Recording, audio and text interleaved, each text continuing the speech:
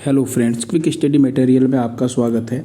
आज है 27 अगस्त और 26 और 27 अगस्त से रिलेटेड जितने भी इंपॉर्टेंट क्वेश्चंस हैं हम दोनों दिन के क्वेश्चंस यहाँ पर चर्चा करेंगे। और साथ ही साथ एक चीज़ और ध्यान रखिएगा, आप वीडियो को ज़्यादा से ज़्यादा लाइक कीजिए, बहुत मेहनत लगती है वीडियो बनाने में, और इसे ज़्यादा से ज़्यादा शेयर कीजिएगा। आज जो लाइक का टारगेट रखा गया है वो मात्र 20 लाइक का टारगेट रखा गया है। आपको अगर वीडियो पसंद आती है तो आप ज़रूर इसे देखिए और ज़रूर इसे शेयर कीजिए, ठीक है। पहले क्वेश्चन की तरफ चलते हैं। आज का जो हमारा पहला क्वेश्चन है वो है, भारत ने किस नाम से रीयूजेबल हाइब्रिड रॉकेट जो है वो लॉन्च किया है। यहाँ पर समझते हैं रीयूजेबल मतलब दोबारा इस्तेमाल होने वाला रॉकेट। देखिए नॉर्मली आमतौर पर क्या होता है, जैसे कोई भी रॉकेट होता है ना, उसके अंदर ईंधन के अलग अलग स्लॉट होते हैं। ये क्या करता है, अपने साथ किसी सैटेलाइट को लेकर के जाता है, पृथ्वी की कक्षा में इस सैटेलाइट को क्या कर देता है, छोड़ करके वहीं पर ये रॉकेट जाता है, फिर वापस लौट करके नहीं आता। अब हम रीयूजेबल का मतलब ये है कि ये रॉकेट जाएगा पृथ्वी की कक्षा में, किसी सैटेलाइट को अगर छोड़ना है तो छोड़ने के बाद ये वापस लौट करके आएगा, और ये जो है इस रॉकेट के अंदर फिर से हम फ्यूलिंग भर करके फिर से हम इसको यूज कर सकते हैं, ठीक है। तो अपनी तरह का ये जो पहला रॉकेट होने वाला है ये क्या है, ये है रूमी 1 नाम से जाना जाएगा। रूमी 1 की बात करें तो इस रॉकेट को तमिलनाडु स्थित स्टार्टअप स्पेस जोन इंडिया ने मार्टिन ग्रुप के साथ मिल करके विकसित किया है। इसे थिरुविंददई तमिलनाडु से लॉन्च किया गया था इस रॉकेट को। चलिए अगला क्वेश्चन देखिए। अगस्त 2024 में आईटीबीपी का अतिरिक्त महानिदेशक जो है वो किसे नियुक्त किया गया है। तो आईटीबीपी का जो अतिरिक्त महानिदेशक नियुक्त किया गया है वो संजीव रैना को नियुक्त किया गया है। आईटीबीपी की बात करें तो इसकी स्थापना 1962 में हुई थी और इसका जो मुख्यालय है, हेडक्वार्टर है, वो नई दिल्ली में इसका हेडक्वार्टर है। संजीव रैना अभी अतिरिक्त महानिदेशक के तौर पर नियुक्त किए गए हैं। हाल ही में कुछ और नियुक्तियों की बात कर लेते हैं। जैसे आपको ध्यान रखना है, आईसीसी का नया चेयरमैन यानी आईसीसी का नया अध्यक्ष किसको बनाया जा रहा है, जय शाह को। प्रवर्तन निदेशालय, आपने अक्सर ईडी का नाम सुना होगा, है ना, न्यूज़ के अंदर, उसी की बात कर रहे हैं। प्रवर्तन निदेशालय यानी ईडी की बात कर रहे हैं। इसके नए निदेशक राहुल नवीन बनाए गए। केंद्रीय गृह सचिव जो हैं वो गोविंद मोहन बनाए गए। एसबीआई के जो नए अध्यक्ष बनाए गए वो चल्ला श्रीनिवासुलु शेट्टी बनाए गए हैं, शॉर्ट में CH शेट्टी के नाम से भी जाना जाता है। इन्होंने दिनेश कुमार खारा की जगह ली है। और अगर एमडी की बात करें एसबीआई के तो राणा AK सिंह बनाया गया। यूपीएससी की नई अध्यक्ष की बात करें तो प्रीति सूदन बनाई गई हैं। वहीं पे हम बात करते हैं प्रधानमंत्री नरेंद्र मोदी जो है उनके शासन पर लिखी गई पुस्तक का नाम क्या है, मोदीज गवर्नेंस ट्रैम्फ। इसका हाल ही में विमोचन किया गया। इसके लेखक कौन है, तो तरुण चुघ का नाम आपको ध्यान रखना है। तरुण चुघ जो है वो इसके लेखक हैं। इस पुस्तक का नाम ध्यान रखिएगा। ये मोदी के जो शासन चला रहे हैं इन्हीं के ऊपर ये पुस्तक लिखी गई है। आप यहाँ पर देख पा रहे हैं, ये पुस्तक का कवर पेज है। वहीं पे अगर मैं बात करूं यहाँ पर तो कुछ और इम्पॉर्टेंट पुस्तक जो हाल ही में रिलीज़ हुई हैं उनके लेखक की बात करते हैं। कॉल ऑफ द गिर, परिमल नाथवानी का नाम आपको ध्यान रखना है ना। और इसका विमोचन जो है इस बुक का वो खुद नरेंद्र मोदी जी ने किया था, बहुत इंपॉर्टेंट है। भारत के 75 महान क्रांतिकारी की बात करें तो डॉक्टर भीम सिंह का नाम आपको ध्यान रखना है। इंडिया @100 वी सुब्रमण्यम का नाम ध्यान रखिएगा। मनोज वाजपेयी की एक बायोग्राफी है जिसका नाम क्या है, Manoj Vajpayee the definitive biography. इसे पत्रकार पीयूष पांडे ने लिखा है। अ fly on the RBI wall की बात करें तो अल्पना कीलावाला का नाम आपको ध्यान रखना है। नेक्स्ट क्वेश्चन देखिए, BPCL ने किस राज्य में ड्रोन आधारित वन रोपण परियोजना, इस परियोजना का नाम क्या है, अरण्य, जो ड्रोन के माध्यम से, है ना, ये वन रोपण का काम किया जाएगा, ड्रोन आधारित है।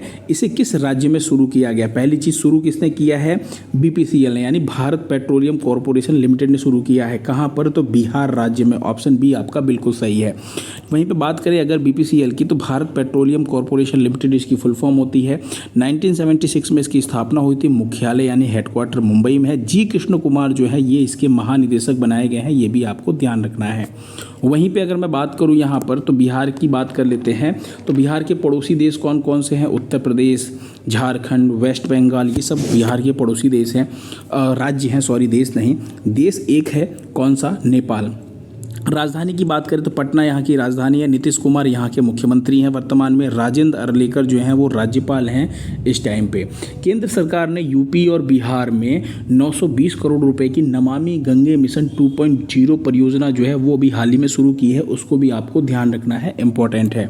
फिर बात करते हैं दक्षिण भारत का पहला आदिवासी पुस्तकालय जिसका नाम क्या है, कानू। इसे कहाँ पर खोला गया है, ध्यान रखिएगा, ये दक्षिण भारत का है। तो इसे जो खोला गया है वो खोला गया है कर्नाटक में, ठीक है। कहाँ पर, कर्नाटक के अंदर।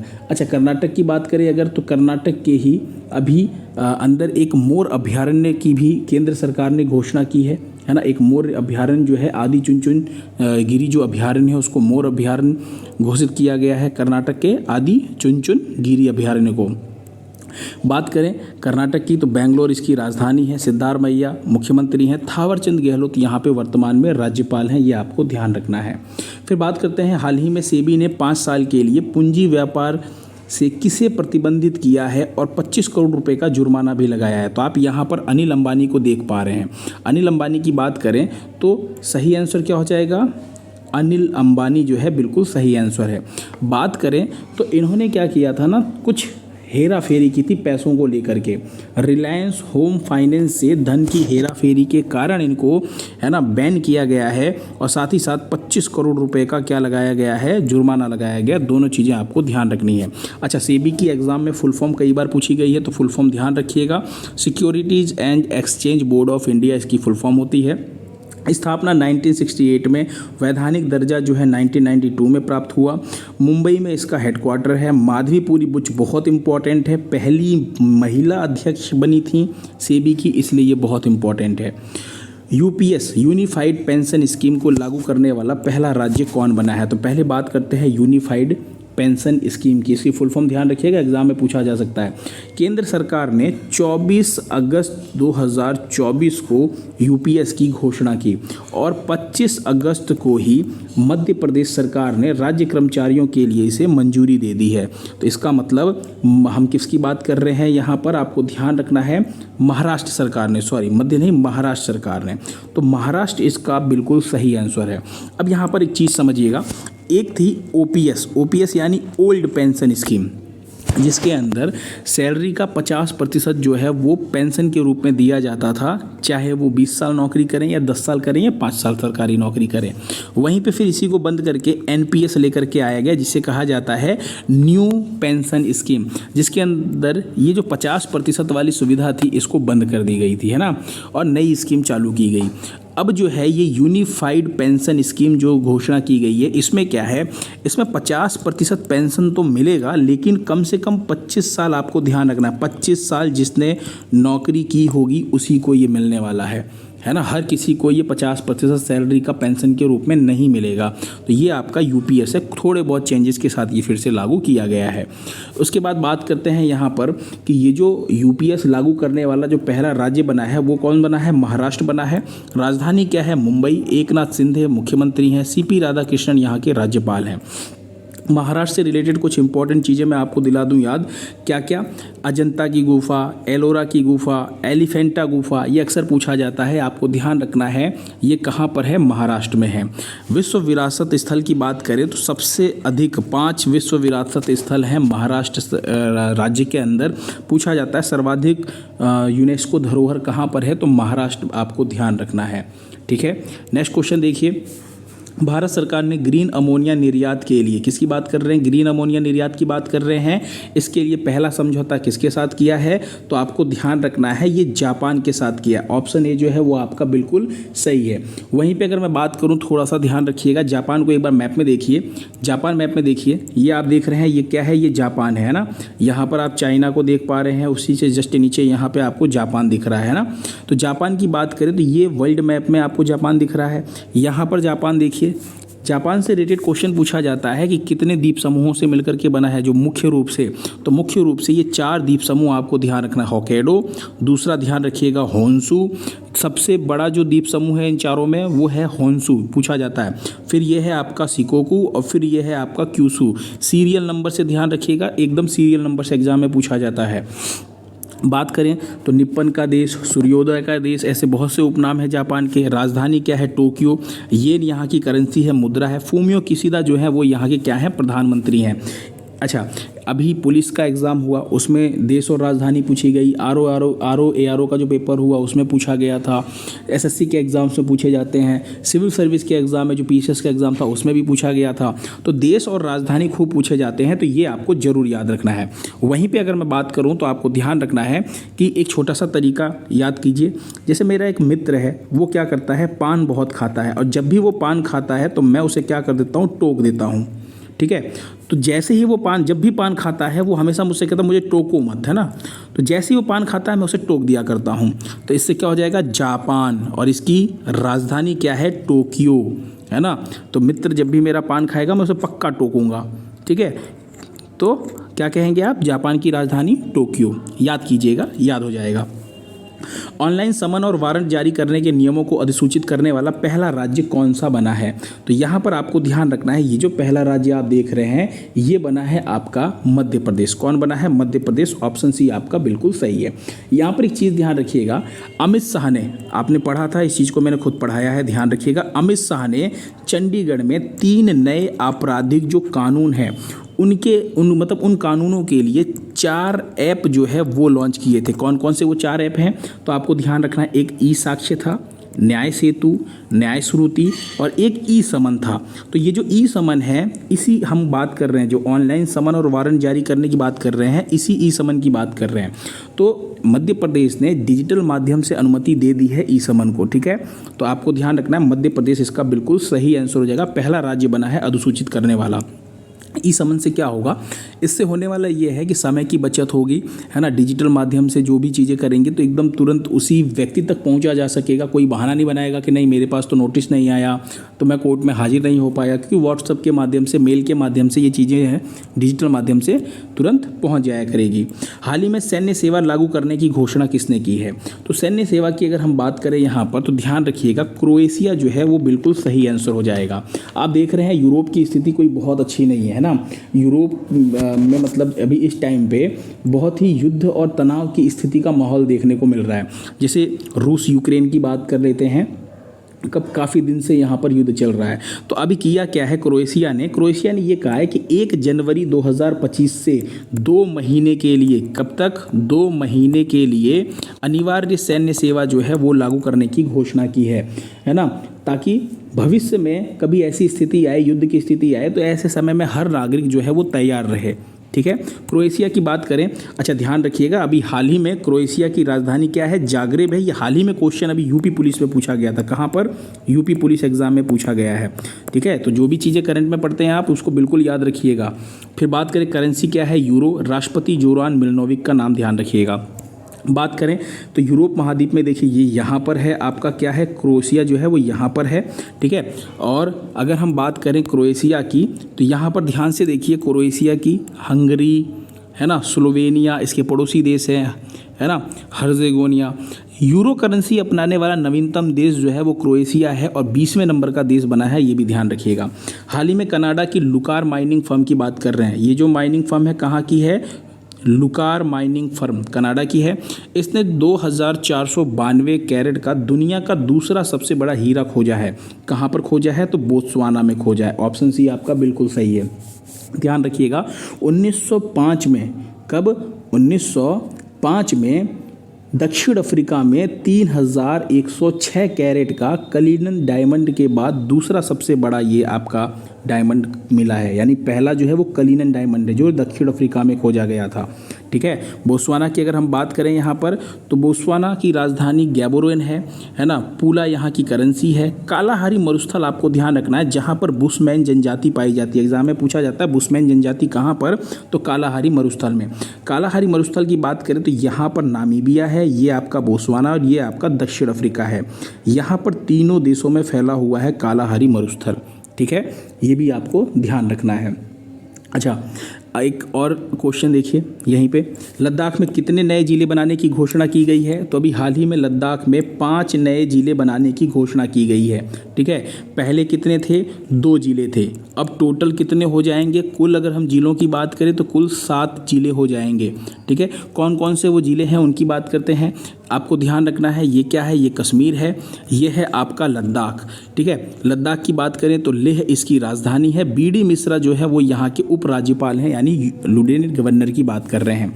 जो 5 नए जिले बनने वाले हैं, एक तो आपको ध्यान रखना है जास्कर, द्रास, साम, नुब्रा और चांगथांग।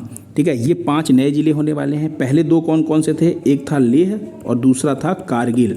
तो ये आपको पहले के 2 जिले याद रखने हैं। टोटल कितने हो जाएंगे? अब 7 जिले हो जाएंगे। ठीक है, अच्छा, लद्दाख की अगर हम बात करें यहाँ पर, तो हाल ही में सीबकथोर्न जो एक फल होता है, सीबकथोर्न और लद्दाख की खुबानी, इसको जीआई टैग दिया गया है। दुनिया का सबसे ऊंचा लड़ाकू हवाई अड्डा जो न्योमा, लद्दाख में एक जगह है न्योमा, वहाँ पर बन रहा है। लद्दाख में पहली महिला पुलिस स्टेशन कहाँ पर? कारगिल में खोला गया है, ये भी ध्यान रखिएगा। माउंट किलीमंजारो पर चढ़ने वाला एशिया का, किसकी बात कर रहे हैं? माउंट किलीमंजारो पर चढ़ने वाला एशिया का सबसे कम उम्र का बच्चा कौन बना है? Mount Kilimanjaro.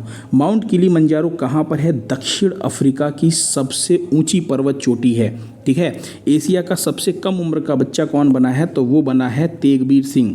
तेगबीर सिंह की बात करें तो यहाँ पर आप इमेज में देखिए, ये जो बच्चा आप देख रहे हैं ये है तेगबीर सिंह।